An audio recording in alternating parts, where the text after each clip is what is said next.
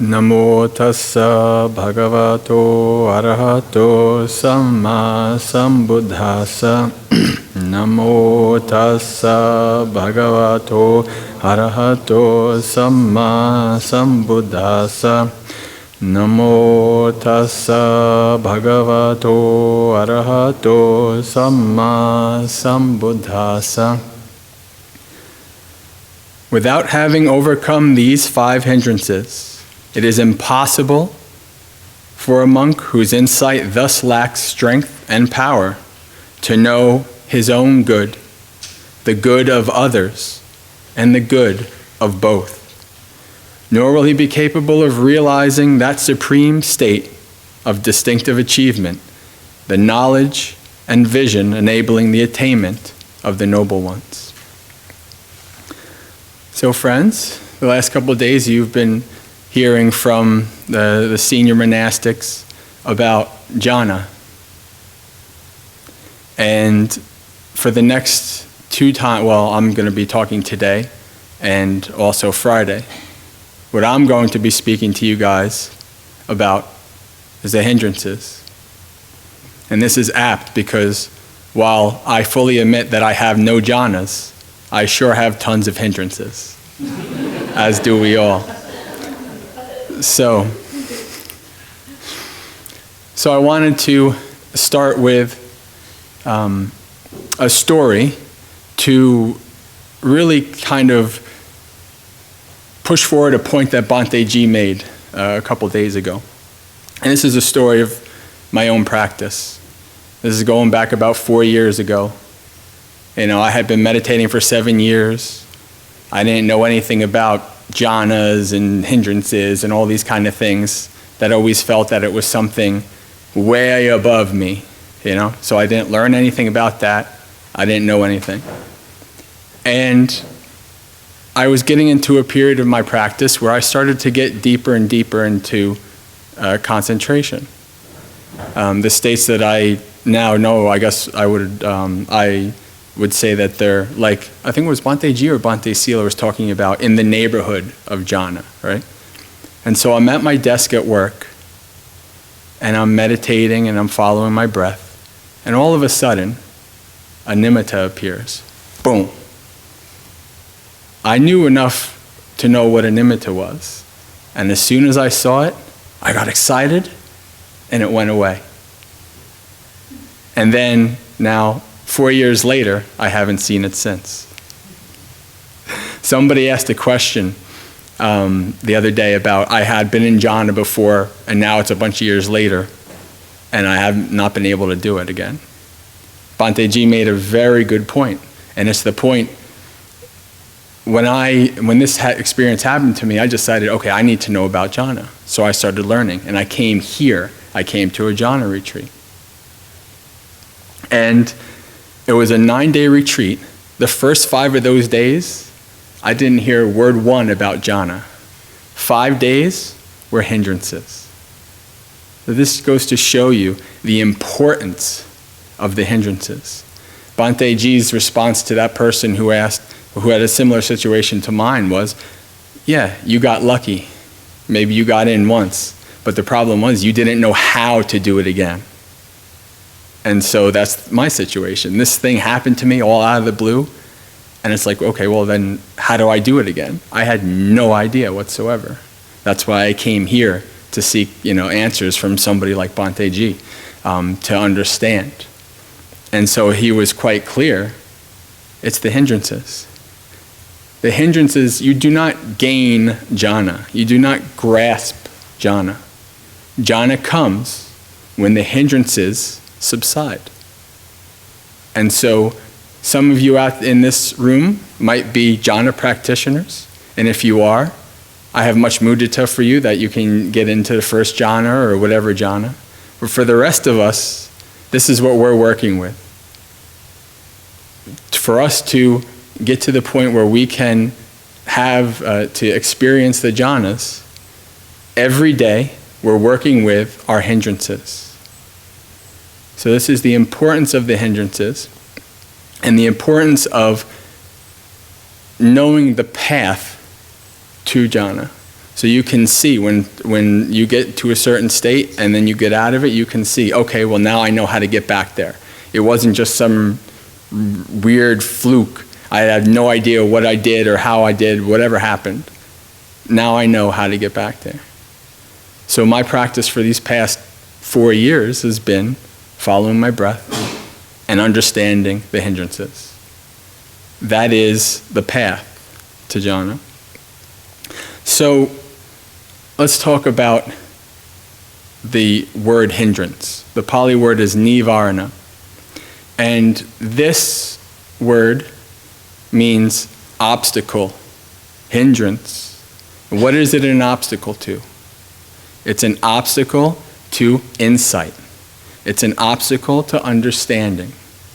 It's an obstacle to deep states of concentration that you've been hearing about that allow us to truly see the characteristics of existence and to understand with insight the nature of this mind and body and the path to freedom. So this is where we start. We start with these hindrances. We start with these nivarana. And my next talk is going to be going in depth about each hindrance, talking about, the Buddha talks about nourishing, just like we nourish a body with food, we nourish these hindrances. And so he talks about how to nourish the hindrances and how to de-nourish the hindrances. And I'm going to be going all over that with you guys in 2 days. Today I'm going to be talking in general regarding the hindrances and the path to start the long process of overcoming them. But just briefly, I'll go through the 5 hindrances. You've already heard them from both Bhante Ji and Bhante Silananda. The first one, kama chanda, often translated as sensual desire. Kama is that sensual or sexual desire. That's kama. The chanda is your intention. So you can think of it as your intent on chasing after sensual desires. The Buddha calls these the 5 chords of sensual pleasures. These are experiences that you can have through your senses, eyes, ears, nose, tongue, body, that are very pleasurable and enjoyable. And indeed, that is what our MO, our tendency, our underlying tendency is to chase after these experiences because we like them. We want more of them. We want to keep them. Of course, the opposite end of that is the things that we don't like. We don't want, we want to run away from them. So that's what we're always doing, going back and forth. The first one, the sensual desire. When we are wrapped up in chasing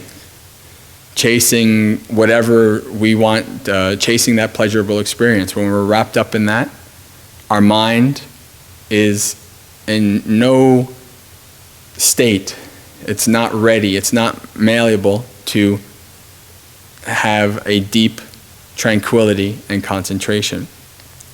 The next one, vyapada, which is ill will, or you could, another way to translate it is malevolence.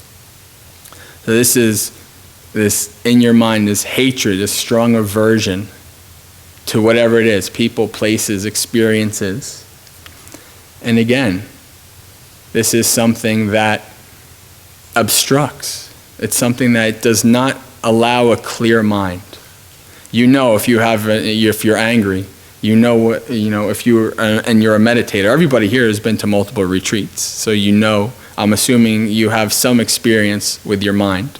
You can see what it is to understand when anger is in your mind. That's not a pleasant experience, and you can understand why this would stop you from having a peaceful, tranquil mind. So the next one is tinna midda, which is sloth and torpor. So sloth and torpor are mental and physical sluggishness. tiredness, laziness. And we can see how this mind state is obstructive to our practice.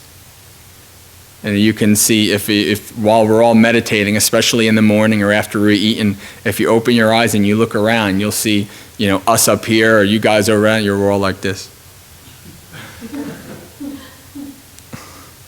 That's sloth and torpor. That's a very, very hard hindrance to work with, but it's an important one to understand. So the next one is udakcha kukucha, which is restlessness and remorse. So if sloth and torpor is a contracted mind, a mind that is ready to fall asleep, is sluggish, unmalleable, these kind of things. Restlessness or remorse is a distracted mind. A mind that is just going a mile a minute about everything. A mind that has lots of worries.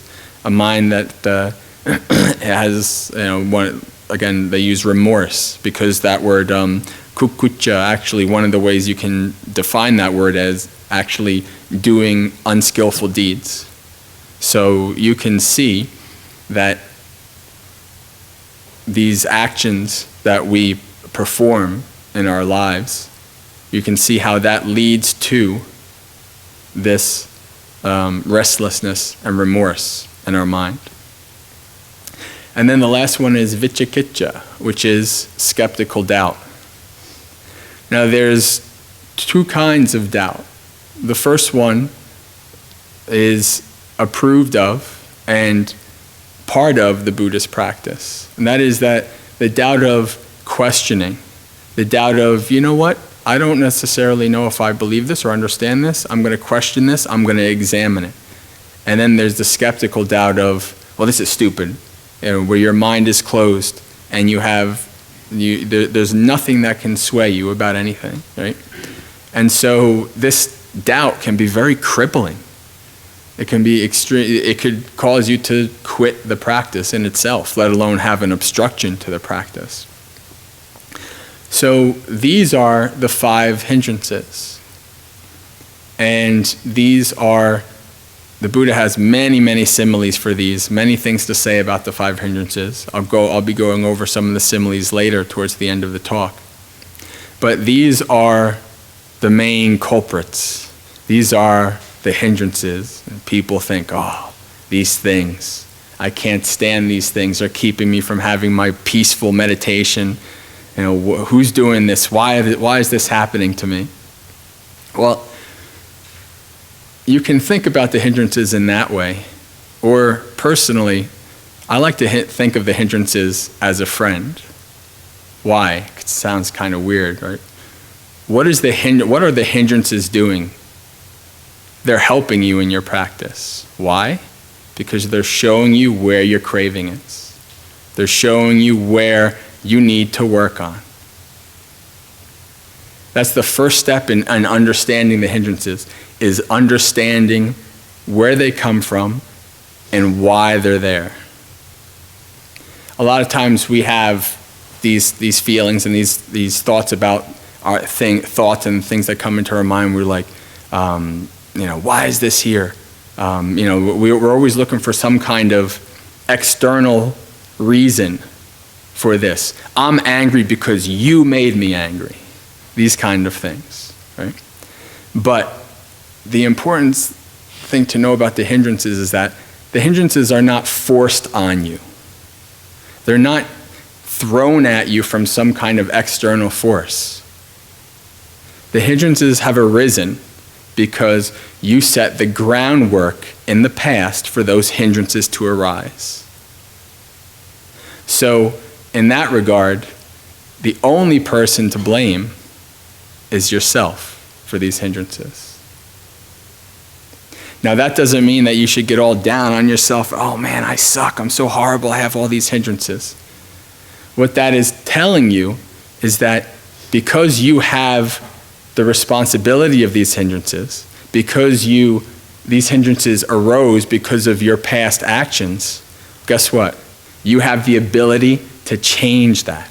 You have the ability to take charge of your practice and your experience and work with these hindrances. If you didn't, well, then the Buddha wouldn't be talking about this, because if the hindrances were something that you had no control over whatsoever, you couldn't abandon those hindrances.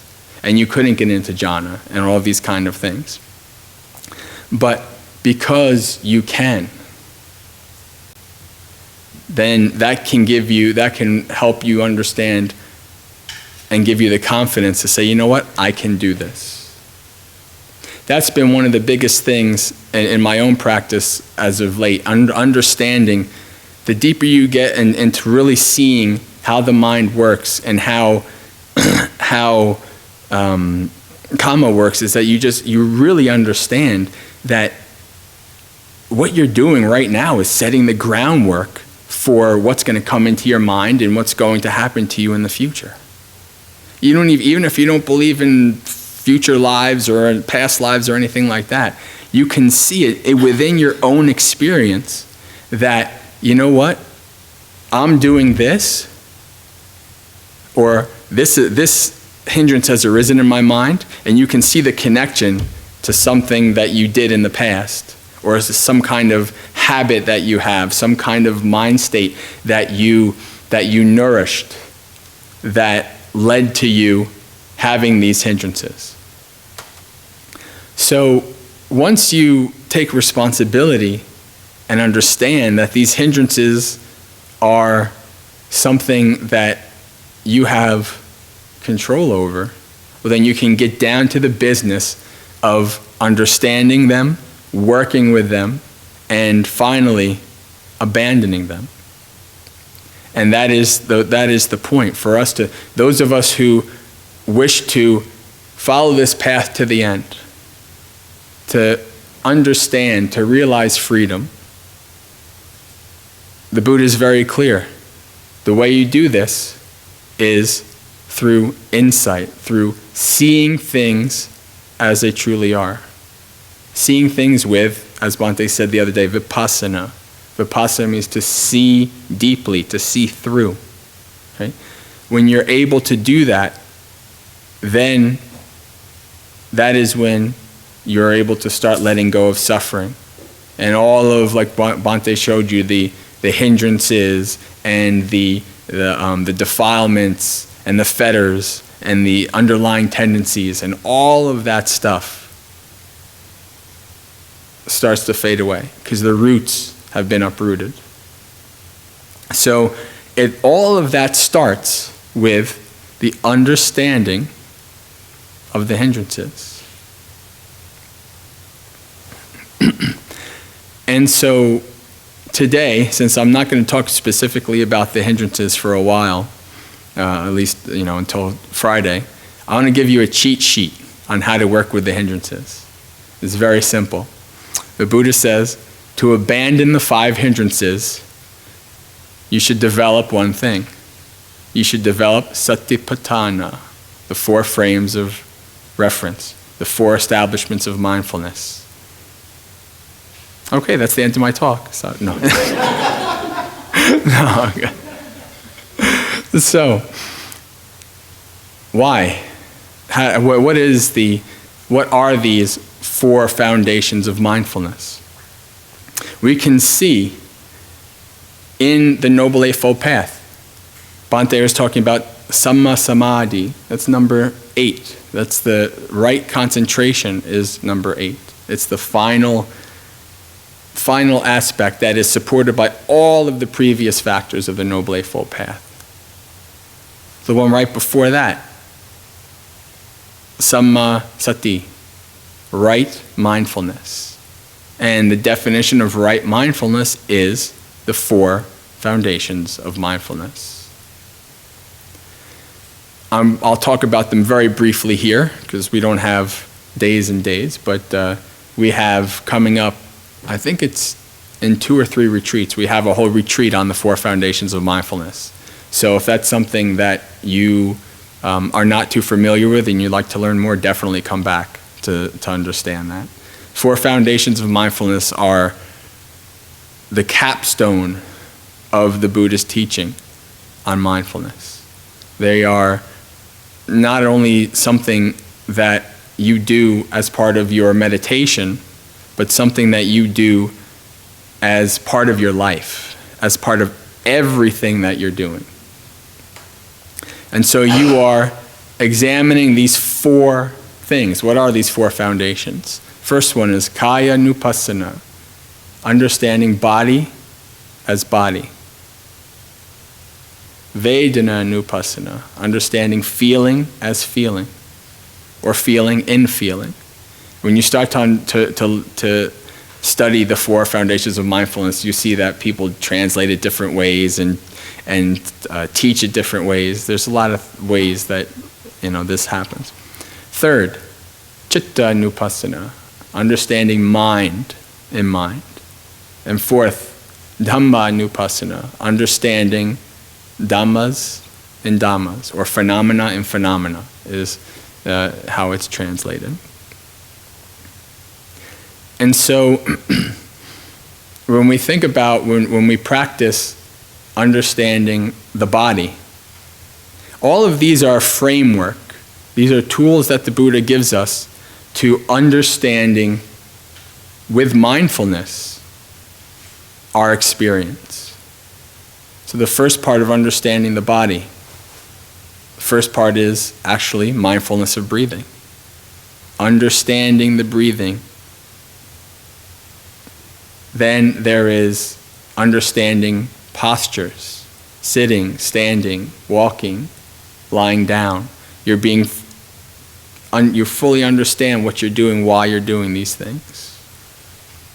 Next is the clear comprehension, sampajana. And that is, the Buddha exhorts us to practice full understanding, clear comprehension while we're sitting, standing, walking, lying down, stretching, eating, going to the bathroom, whatever. We are fully understanding, we're being fully aware of what's going on in our body, and we're staying in what the Buddha called our domain. And so when we're doing this, think about what if we're observing the body, what hindrances are we working against when we're observing the body? Sensual desire, right? We're secluding ourselves from going out and seeking and trying to get into all of these five chords of sensual pleasures. Sloth and torpor. You can understand what your body is, why a body is tired, why a body has energy, these kind of things. And so what else then? There's the understanding the different parts of the body. There's understanding the elements, how this works within our mind and body, earth, wind, water, and fire. And then there is understanding, having a corpse contemplation, understanding the various decay levels of a corpse, how a corpse decays. So these are different things that come together that allow us, they're a little package that the Buddha gives us to really focus on and understand our body. And then next, feeling. Feeling and feeling. Focusing our awareness on understanding this is a pleasant feeling. This is a painful feeling. This is a neither painful nor pleasant feeling. It's a neutral feeling. And so when you do that, you can see, and this is not only just in the body, but also in the mind. And so you can understand things like ill will and sloth and torpor as well in the mind, restlessness, these kind of things, this feeling. And then part of that is understanding if the feeling that is arising is of the body or of the mind. It's translated as carnal or non-carnal feeling. The third one, understanding mind as mind. When you're examining your mind, you're seeing, is your mind full of greed or not full of greed? Is your mind full of hatred or not full of hatred? Is your mind full of delusion or not? Do you have a contracted sloth and torpor mind? Do you have a distracted mind? Restlessness and remorse. So you're focusing on understanding and examining the contents of your mind. And then the fourth one, Dhammanupassana, understanding the Buddha. This is understanding our experience, understanding phenomena through the frameworks that the Buddha gives us. The first framework is the five hindrances. So the five hindrances are in the four foundations of mindfulness, examining and understanding our experience through these five hindrances. Also the five aggregates, the six sense bases, and the four noble truths, and then the seven factors of awakening. So that's a really quick run-through of these four foundations of mindfulness. And you can see how clearly understanding these aspects of your mind and body through your experience, you can see how this can allow you to work with and understand the hindrances. As a matter of fact, one of the in 2 days when I go over the different hindrances, you're going to see that for almost every hindrance, one of the first things you do to denourish the hindrance is called careful attention. Now, in Pali, that is yoniso manasikara. Yoniso means like wisely, properly. Manasikara means to consider, to understand. So you are wisely considering this experience. It's interesting because the word yoni, which is the root of yoniso, actually means like womb or like the beginning. So if you are wisely considering, if you are using yoniso manasikara, you are actually looking at the root, looking deeply. There's a wonderful simile from Milarepa, who's an ancient Buddhist monk. It's mostly in the Mahayana tradition. And the simile is, I first heard Bhante Ji use it years ago. It's called the dog and the lion.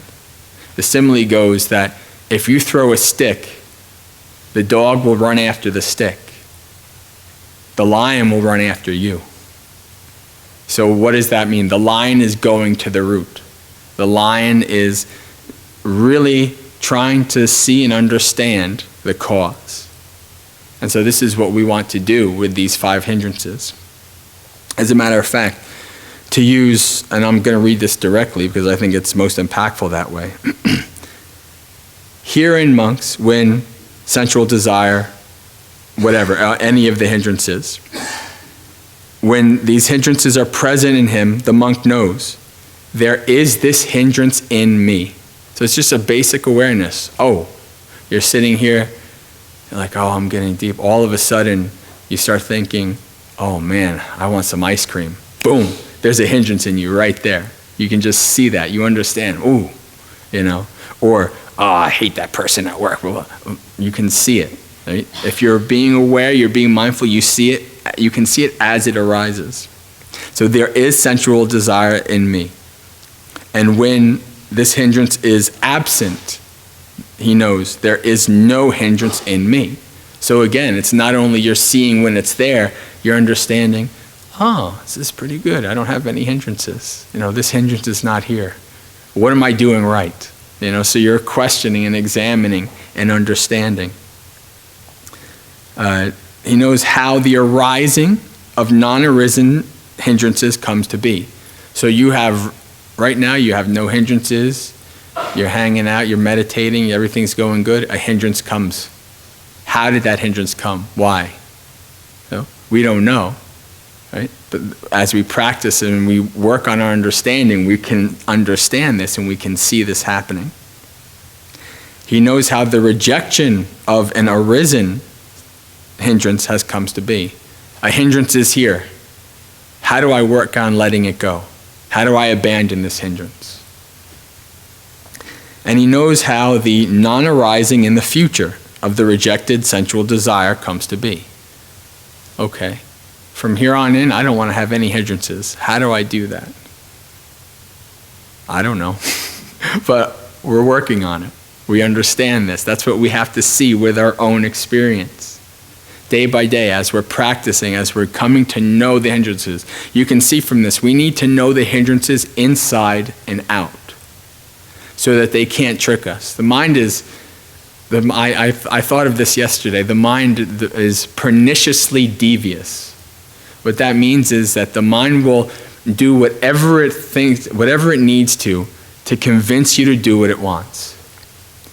And it can come up with the most subtle and devious methods of doing it, the ways to convince you to follow what it wants. It's very, very hard to see that. Very, very hard to understand that. But that's why what we're doing as we're practicing day by day, we start to see this little by little, little by little. And when this arises, when you see the mind trying to trick you. This is why they have the personification of Mara in Buddhism, right? Mara is always trying to trick you and all these kind of things. In the suttas, there's always stories of Maras going to a monk or a nun. They're all like hanging out and they're doing really good in their meditation, and Mara comes and he's like, you don't need to do this. And go do this. Enjoy life. Enjoy sensual pleasure. And then the monk or the nun is like, I see you, Mara. And then Mara gets all dejected and he's like, okay, fine. And then he leaves. All right, so this is the really understanding the hindrances. And it's not easy. It's not something that happens overnight. It's something that, it's really what it is you beginning to understand all of the little intricacies of your mind. That's not easy, but it can be done. And it's important for us to do that, especially if we do want to move towards something like jhana, developing insight. It's very important that we do that. And that's where it is important. You can see these different ways of understanding. You can see how the 4 foundations of mindfulness fits into that. Really examining our experience to come to know and understand how these things work. And so when we investigate the hindrances, we are setting the groundwork for jhana. When I was in that period of, I was getting this really deep concentration, I didn't know what the heck I was doing. I was just meditating, but when I think about it back then, I think about what I was doing, what I was trying to do, and I think, oh, okay, well, and so you can use that experience to help you in the future. Just like Bhante Ji said, when you come out of the jhana, you know exactly how you got there because you were aware, you had sati, sampajana. You understood exactly how you got there, and so you know the path back. So that's the importance of this, setting the groundwork for that. It's like you're building brick by brick the path to the jhanas. And so if you get knocked out, you have that path already built. Instead of just something, I just got here and I have no idea how I got here. So there's a few things that the Buddha talks about that I wanted to bring up in relation to understanding these various aspects. The first is something that is not often talked about, but I think is very important, and the Buddha talks about it a lot in the suttas. He talks about, with all of our experience, we need to know and understand 3 things. The first one is the gratification. So the Buddha says, yeah, there's experiences, they're pleasurable, they're nice. If there wasn't, then we wouldn't be, chasing after them. So these experiences are gratifying. Why are they gratifying? Why does it feel gratifying to to chase after pleasurable experiences? Why does it feel gratifying to be angry? Why are these things? Why does it feel gratifying to be like, oh man, this feels good, I'm ready to fall asleep? These kind of things. Understanding the gratification of our experiences. The second is understanding the danger of our experiences. What's the danger if every time I went to meditate, all I did was fall asleep? What is that danger? What's the danger of having an angry mind? What's the danger of chasing after these pleasurable experiences? The Buddha says that danger is that they're impermanent, that they're subject to change, right?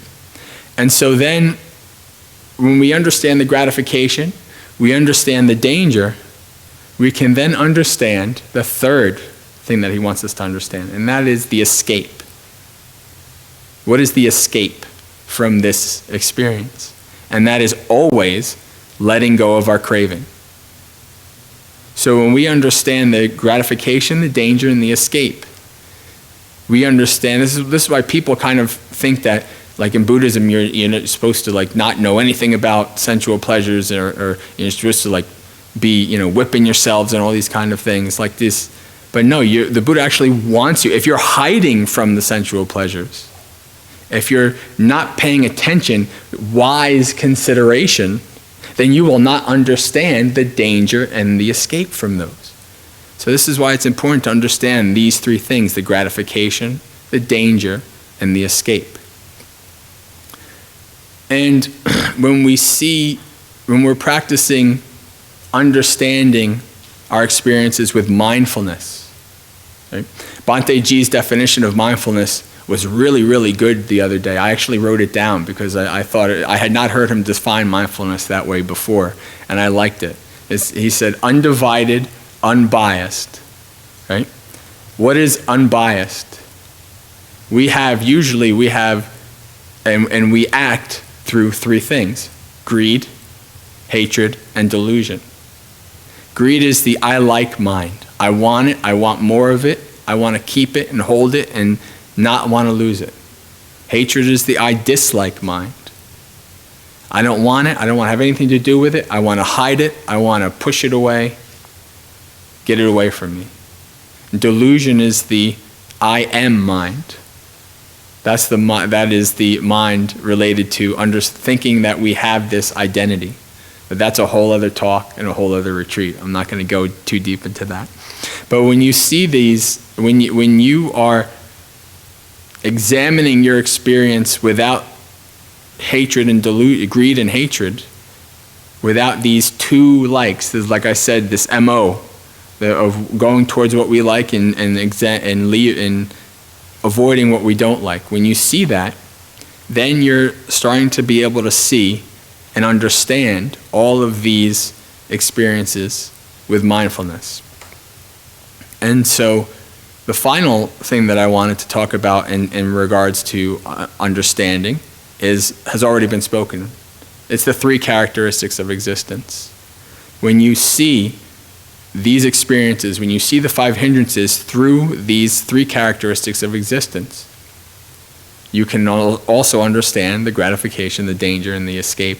You can understand how it arises, how to keep it from arising, all of that kind of stuff. First, that you understand all of these experiences are impermanent. Pali word is anicca. And impermanence can be kind of like a buzzword these days. And so people are like, yeah, I know, everything's impermanent. One of the other ways you can define anicca really struck me the first time I read it, maybe about a year ago. And the way you can just define anicca is unstable. So if you think about it, everything is unstable. There's not one thing, there's no shelter, there's nothing that you can hold to for safety that is not going to change. My simile that came to me when I was thinking about this was like you're in the ocean in a shipwreck and you're just desperately trying to grab for pieces of floating wood to keep yourself afloat, for some kind of safety, some kind of shelter, right, from drowning. And as you're doing that, everything is falling apart. All the pieces of wood you're grabbing are just breaking apart into all these different pieces. That is impermanence. That is the world. That is everything, anything that we can think of. A spouse, a job, a car, our own bodies. If we put safety, if we grasp onto that, and it changes, what happens? The second characteristic of existence, dukkha. We cause our own suffering. We cause our own suffering because of attaching and grasping, clinging beyond hope that this thing will somehow bring me long-lasting happiness and safety and security and all of these. And so once you, as Bhante said the other day, once you understand everything is unstable, clinging to them is going to cause you suffering, you understand, well, none of this is me. None of this is mine. There's nothing I can hold to and say, this is me. Right? So when you see your experience through that, you can also help you to understand, well, how these hindrances are arising. What am I doing that is leading to, setting the groundwork for these hindrances to arise? Or what am I doing that I'm setting the groundwork for these hindrances to be abandoned? So these are different ways, different aspects of the Buddhist teaching I wanted to bring together to under the umbrella of really understanding the hindrances so that we can abandon them, so that we can let them go. And as Bhante said yesterday, there's nothing forced in Buddhism. You can see it with your own experience. Try to force something in your mind. Try to push something out of your mind. If you try that, if you see that, you'll see that your mind laughs at you and pushes back 10 times harder. So if you're saying, I'm going to get these hindrances out of my mind, get the hell out of my mind, right? They're going to laugh at you and it's going to be worse. You don't fight the hindrances. You don't try to push them away. That's aversion. You understand them. And when you understand and you see things with insight, you know how to work with them. You know how to manage them. And that is a big step in going through them, abandoning them, and moving on to jhanas and developing insight and freedom. So with that, I wanted to go to the last section, which is talking about different similes that the Buddha uses. One of the similes that the Buddha uses is he compares the 5 hindrances to, he says, there are 5 corruptions of gold. So it talks about like different ores that if you combine with gold, like iron and tin and all these things, how it makes the gold weak and all these and not desired and all these kind of things, right? So just as these 5 things are corruptors of gold, so too are these 5 hindrances corruptors of the mind. He talks about a simile of a river all together going in one way.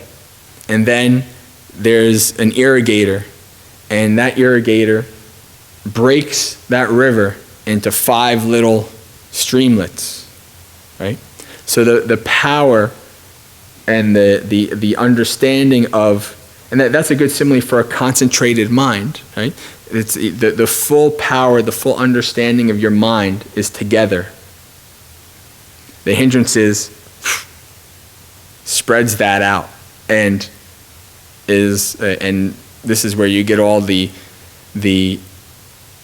how it clouds the mind and how it ruins the mind in that regard. So you have these 5, so he says, suppose there is a stream and then he puts out, an irrigator comes and opens these levees, and the stream, and this big river goes into all these little streams. And then on the opposite, he says, suppose then this person closed the levees. And so all of these streams came together in one powerful stream, one powerful awareness, mindfulness, right? So that is a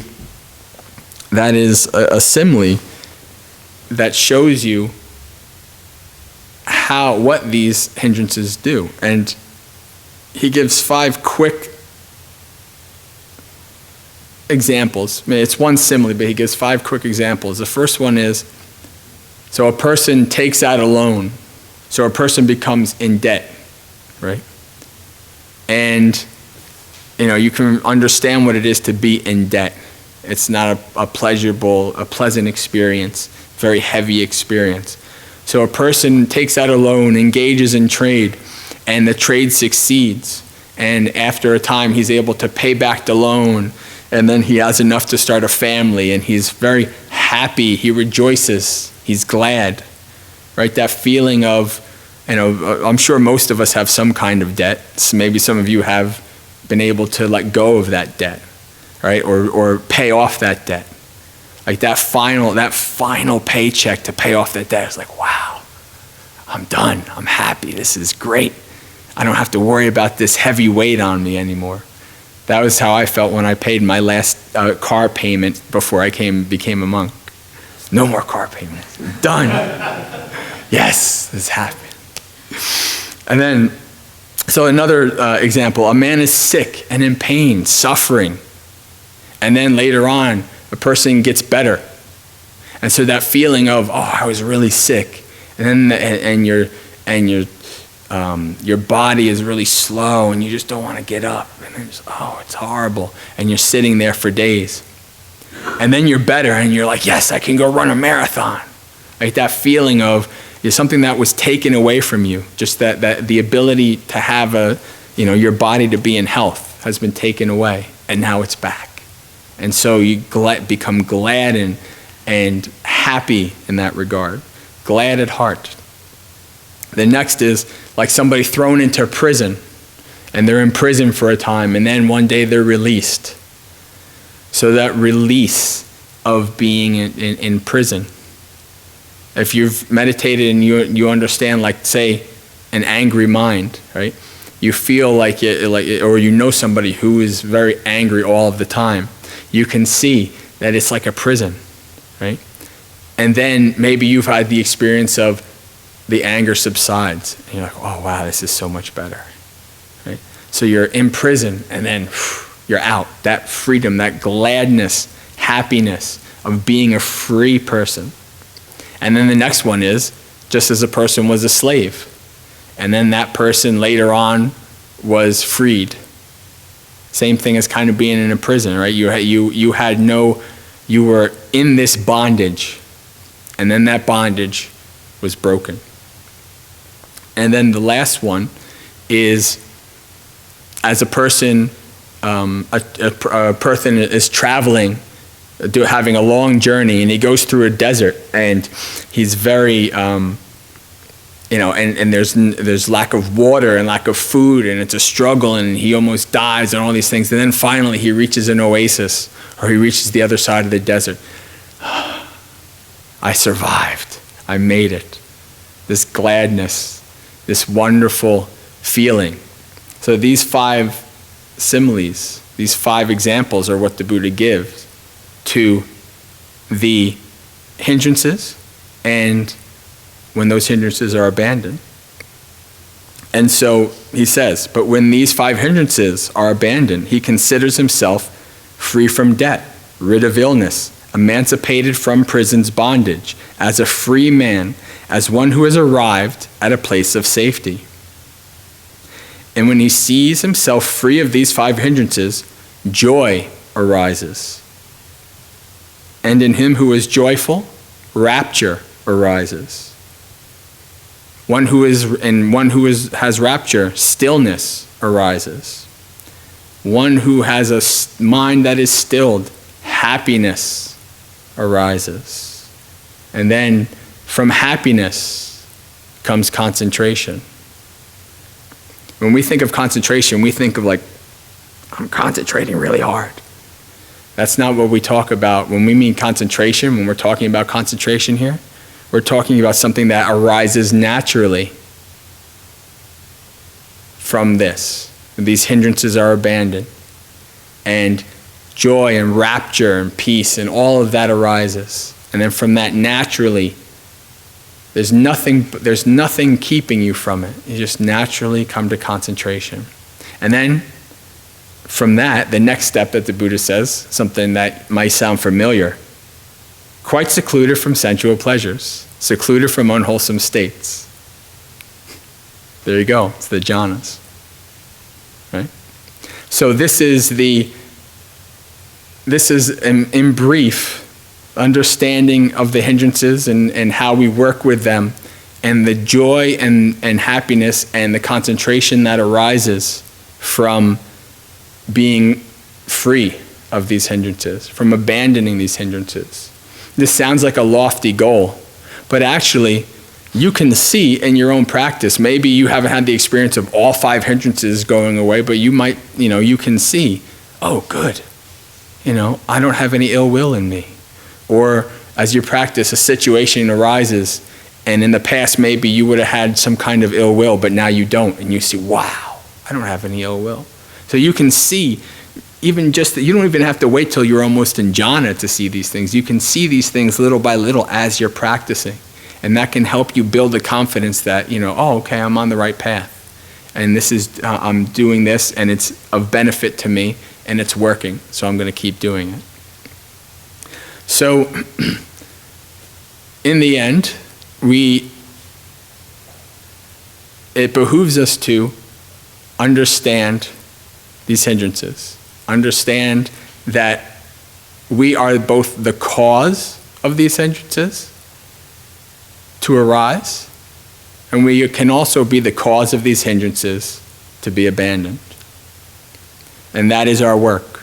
That is our job, those of us who are striving towards developing jhana. So as I said in the beginning, jhana is not something you grasp. It's not an attainment. It's not like a achievement, like you got an achievement for this or an achievement for that. It's not something you get by grabbing. It's something that arises by letting go. So you're not grasping for something, you're letting go. And when you let go, hindrances are abandoned. That's where you get the peace and happiness and rapture and concentration. So friends, that's the end of this talk for today. And if you have any questions, you can put them in the question box and I'll answer them tonight at 7. And then Bhante Sila will continue his talk tomorrow with, I believe he said it was switching to insight when you're in concentration, which is a very important thing to understand, because that is the reason why we're practicing concentration, not to just sit around being blissed all day, but to use it as a tool to develop our insight. And then on Friday, I'll continue with the hindrances, and Saturday, Bhante Ji will wrap it all up. So with that, I wish you much success in your practice in abandoning the hindrances. Sadhu, sadhu, sadhu.